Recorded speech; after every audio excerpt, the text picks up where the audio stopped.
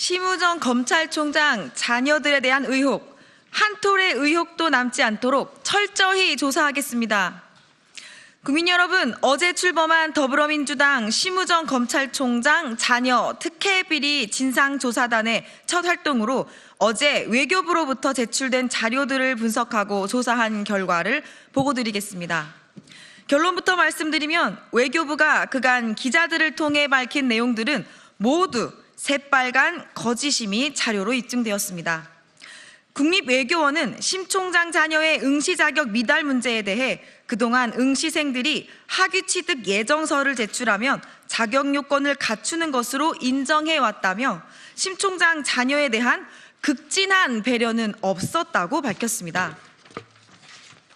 국립외교원이 제출한 자료들을 확인한 결과 최근 3년간 기간제 근로자 석사급 채용 건수는 총 6건이며 이 중 석사 학위 취득 예정자가 채용된 사례는 2건이었습니다.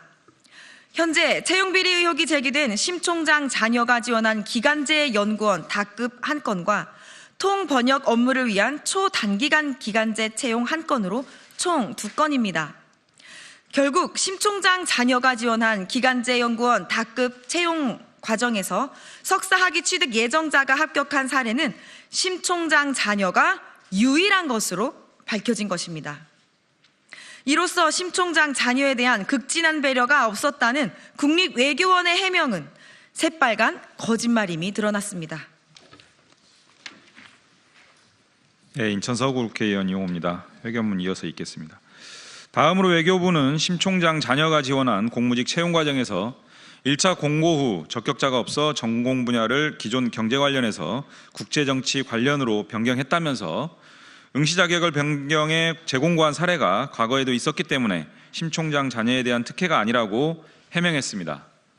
이 역시 자료를 확인한 결과 외교부 공무직 채용 과정에서 전공 분야를 변경한 사례는 심 총장 자녀가 유일했습니다.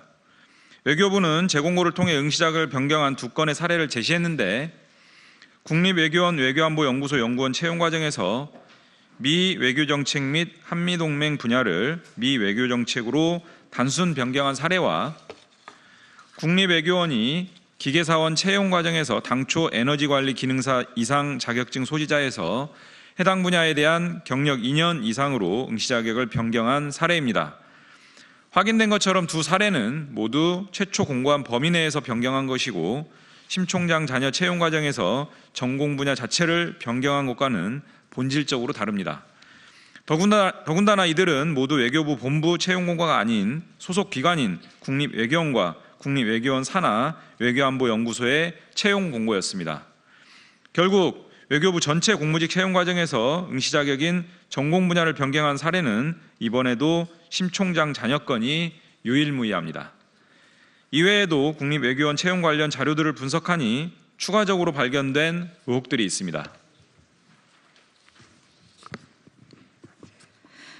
대표적으로 국립외교원 채용 당시 제출한 석사 졸업 예정 증명서 발급 일자가 굉장히 의심스럽습니다. 통상 대부분의 지원자들은 채용 서류를 사전에 완벽히 준비하기 위해 채용 공고에 안내된 필요 서류들을 수일 전에 준비하기 마련입니다.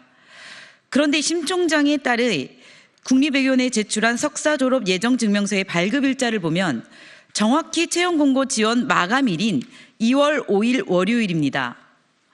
공고 마감일에 월요일인데 당일에 증명서를 발급하는 것은 참으로 배짱이 남다른 것 같습니다.